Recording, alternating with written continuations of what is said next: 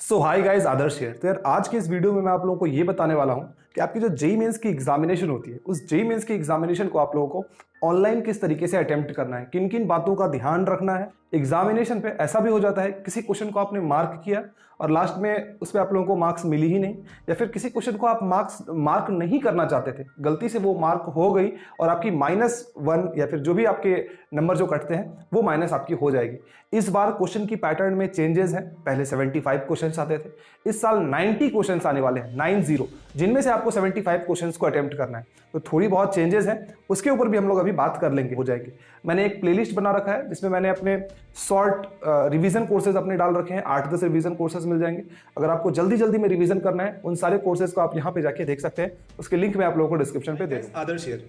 तो यार आप लोग जिस दिन आप लोगों को जेईई मेंस की एग्जामिनेशन होगी, आप लोग जब जेईई मेंस के एग्जामिनेशन के लिए अपने रूम में जाओगे, है ना, तो वहां पे आप लोगों के लिए सबसे पहले आपकी फोटोग्राफ ली जाएगी। आपकी फोटोग्राफ ली जाएगी। फोटोग्राफ लेने के बाद मैच किया जाएगा कि जो नंबर, जो सिस्टम आप लोगों को अलॉट हुई है, एडमिट कार्ड में जो आपका फोटोग्राफ है, जो सिस्टम में आपका फोटोग्राफ है, और जो फोटोग्राफ आपकी वहां पे ली गई है, क्या वो मैच करती है या नहीं करती है। वो मैच कर जाएगी तो आप लोगों को एक सिस्टम नेम दिया जाएगा। आप लोग यहाँ पे देख रहे हो सिस्टम नेम, इस तरीके का आपको एक सिस्टम नेम मिल जाएगा।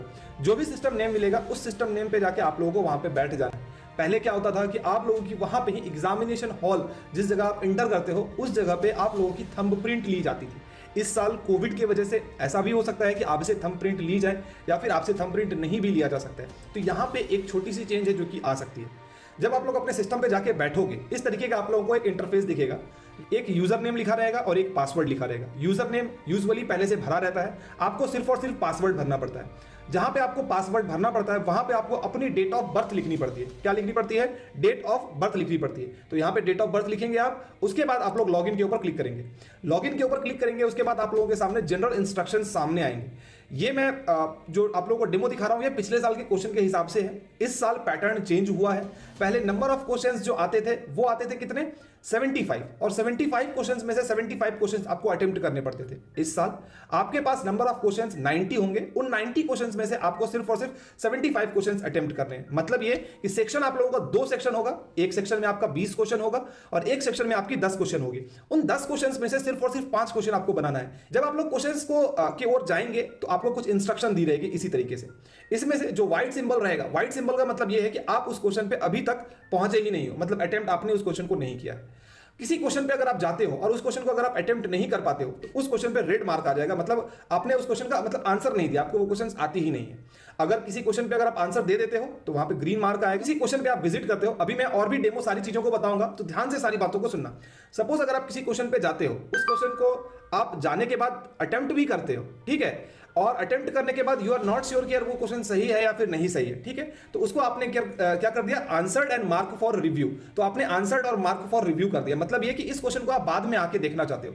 ध्यान रहे, ये जो 5वां ऑप्शन आपको दिख रहा है, answered and mark for review, अगर इस तरीके का ऑप्शन को आप एग्जामिनेशन पे चूज करते हो, इन दैट केस अगर आपकी ये क्वेश्चन बाद में गलत हो जाती है तो आपकी मार्क्स कट जाएगी। अगर आपकी ये क्वेश्चन सही हो जाती है तो आपको मार्क्स मिल जाएगी। सारी चीजों को आप लोगों को देख लेना है। उसके बाद आप लोगों को यहाँ पे टिक करना है कि ठीक है, मैंने सारी इंफॉर्मेशन को पढ़ ली है। उसके बाद आप लोगों को प्रोसीड के ऊपर क्लिक करना है। तो यार अगर आप जेईई मेंस या जेईई एडवांस की तैयारी करना चाह रहे हैं, और अगर आप अभी क्लास 11th में हो या फिर क्लास 12th में हो, या फिर अगर आप ऐसे सोच रहे हो कि मुझे ड्रॉप लेना है, तो अनअकैडमी आप लोगों के लिए एक बहुत अच्छी प्लेटफॉर्म हो सकती है आपकी आईआईटी जेईई प्रिपरेशन के लिए, है ना।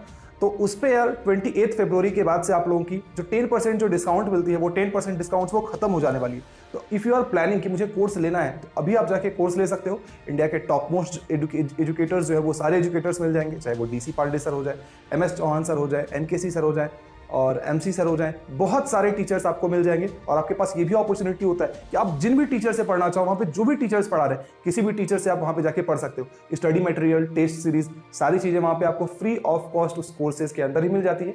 मैं नीचे डिस्क्रिप्शन पे आप लोगों को लिंक दे दूंगा कोर्स की, और साथ ही साथ आप लोगों को मैं प्रोमो कोड भी दे दूंगा। अगर आप मेरी प्रोमो कोड को यूज करते हैं तो आप लोगों को 10% का डिस्काउंट। अब यहाँ पे इसी तरीके से आप लोगों का सिस्टम रहेगा और सिस्टम पे आप लोगों को नंबर ऑफ क्वेश्चंस वगैरह वो दिखाए जाएंगे। हो सकता है कि आपके समय जहां पे आप एग्जामिनेशन दे रहे होंगे, वहां पे आप लोगों को यहाँ पे इस जगह पे 3 ऑप्शन दिखे, फिजिक्स, केमिस्ट्री और मैथमेटिक्स, ये आपके साथ हो सकता है डेफिनेटली। यहाँ पे वो ऑप्शन नहीं दी गई है, लेकिन आपके साथ आप जब पेपर दे रहे होगे वहां पे इस साल फिजिक्स, केमिस्ट्री और मैथमेटिक्स ये 3 ऑप्शन हो सकता है। जिससे सपोज अगर आप पहले मैथमेटिक्स का क्वेश्चन सॉल्व करना चाहते हो तो आप मैथमेटिक्स पे क्लिक कर सकते हो, आप फिजिक्स पे सॉल्व करना चाहते हो तो फिजिक्स के ऊपर क्लिक कर सकते हो, आप अगर केमिस्ट्री सॉल्व करना चाहते हो तो आप केमिस्ट्री के ऊपर सॉल्व कर सकते हो। ये बस मैं डेमो दिखाना था तो मैं डेमो आप लोगों को दिखा रहा हूं। वहां पे स्लाइड बिट ऑफ चेंजेस आपके साथ हो सकती है।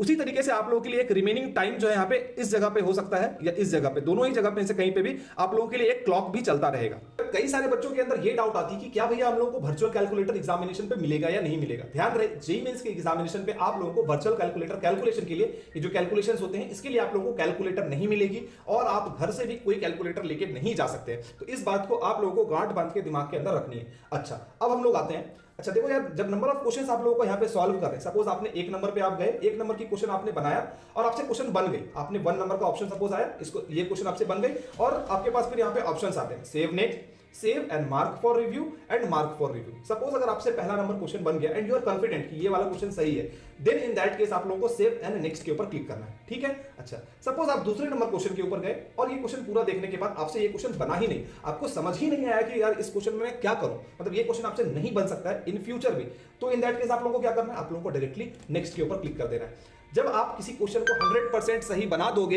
इन दैट केस यार आप लोगों के लिए वहां पे ग्रीन लाइन बन जाएगी, ग्रीन बॉक्स बन जाएगी आप लोगों के लिए, ठीक है। जब आप किसी क्वेश्चन को 100% सही बना दिए हो अपने एंड से और आपने उस क्वेश्चन को टिक भी कर दिया है, तो इसका मतलब यहाँ पे ग्रीन सिग्नल आ जाएगा, ठीक है, ग्रीन लाइट आ जाएगी। अच्छा, इस ग्रीन लाइट का मतलब ये नहीं कि ये क्वेश्चन सही ही होगी, सही तो आपको तब पता चलेगा जब इसकी रिजल्ट आएगी। और किसी क्वेश्चन को अगर आप छोड़ के चले जाते हो तो रेड सिग्नल आएगी, मतलब लाल दिखेगा। सपोज आप नंबर 3 क्वेश्चन में जाते हो, आप इस क्वेश्चन को पूरा पढ़ते हो, पूरा पढ़ने के बाद आपको लगता है यार कि ये क्वेश्चन मेरे से बन सकता है, मैंने बनाया, मेरी आंसर बी आई, मतलब आंसर 2 आई, और मुझे लग रहा है कि यार ये क्वेश्चन सही है या गलत है, मुझे समझ नहीं आ रहा है कि मैं क्या करूं। आप चाहते हो कि मैं बाद में भी आके इसको देखूं, तो आप क्या करते हो, save and mark for review, आप ये करते हो। इसका मतलब ये है आपने इस क्वेश्चन को अटेम्प्ट तो किया है, लेकिन आप फिर से दोबारा इस क्वेश्चन को बाद में लास्ट में आके एक बार चेक करना चाहते हो। तो इसका मतलब ये है कि आप अगर इस क्वेश्चन को लास्ट पे नहीं देखोगे तो इसका मतलब हो जाएगा ग्रीन।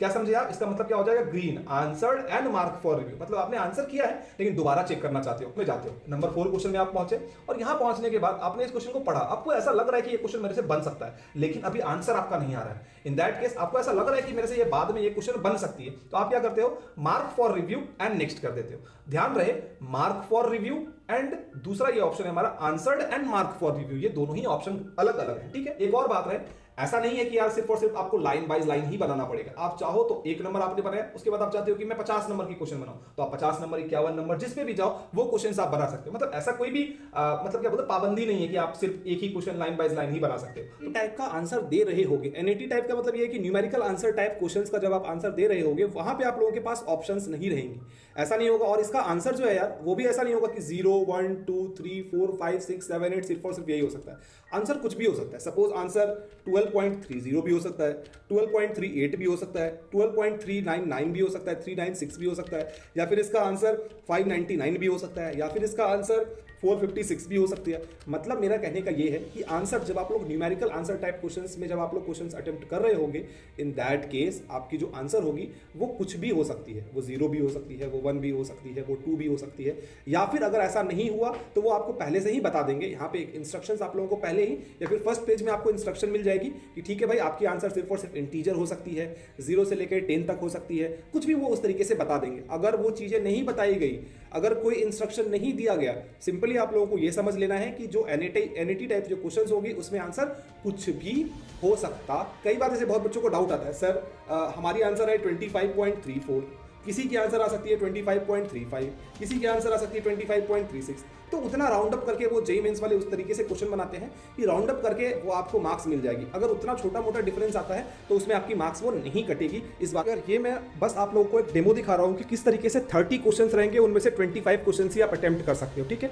तो यहाँ पे मैंने इंटीजर टाइप क्वेश्चंस मतलब एनईटी टाइप क्वेश्चंस को निकाला है और यहाँ पे मैं कोई भी 5 क्वेश्चंस को टिक कर देता हूँ, ठीक है। इसमें वैसे ऑप्शन 0 से लेकर 10 तक है, लेकिन आपके पास वहाँ पे कुछ भी आंसर हो सकता है। तो मैं 5 क्वेश्चंस को पहले अटेम्प्ट कर लेता हूँ। अब देखो छठे क्वेश्चंस को मैं जैसे अटेम्प्ट करना चाहता हूँ नीचे दिखा रहा है कि you can attempt only 5 questions. तो कुछ इसी तरीके से आप लोगों के पास भी होगा। जैसे ही आप लोग 5 एनईटी टाइप आंसर को टिक कर दोगे तो छठा एनईटी टाइप क्वेश्चन आप लोग टिक नहीं कर पाओगे। फिर किसी क्वेश्चन को आप अनटिक करके दूसरे क्वेश्चन को टिक करोगे, देन आप लोग फिर दोबारा कर सकते हो। मतलब ये है कि मैक्स टू मैक्स जो 10 एनईटी टाइप क्वेश्चंस होंगे, उन 10 एनईटी टाइप क्वेश्चन में सिर्फ और सिर्फ 5 एनईटी टाइप क्वेश्चंस को आप लोग सॉल्व कर पाओगे। 5 फिजिक्स में, 5 केमिस्ट्री में और 5 मैथमेटिक्स में। इसी तरीके से क्वेश्चंस आप लोग सॉल्व कर पाओगे।